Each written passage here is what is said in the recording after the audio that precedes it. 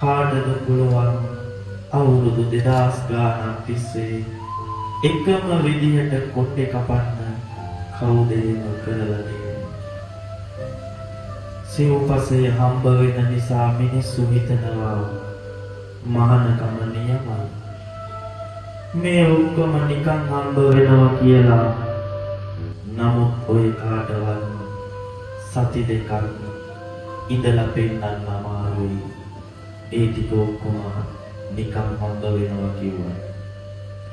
හෙමින් දෙපා තබා බසයට වැඩි පොඩි සාදුට ඉක්මන් කරන්නට බැරිදැයි මොරගෑවේ මනුසතුන්ය.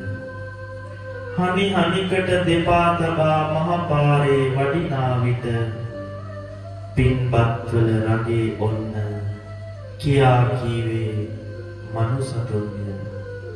කිසිම කතා බහක් නැතුව තම පාඩුවේ ඉන්නා විට බලාපංකෝ ආඩම්බරේ කියා කීවේ මනුසතුන්ය.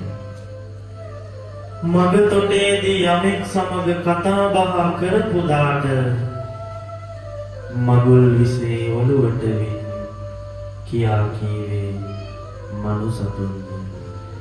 භික්ෂූන් වහන්සේ තුලද මෙරට මේ පෘථුවි ධාතුව තුල ඇති මානව සත්වයෙකු සිටින බව දැක්කොත් ඔබටත් පුළුවන් හාමුදුරුවෝ කෙනෙක්ට අම්මා කෙනෙක් වෙන්න, හාමුදුරුවෝ කෙනෙක්ට තාත්තා කෙනෙක් වෙන්න, හාමුදුරුවෝ කෙනෙක්ට සහෝදරයෙක් වෙන්න.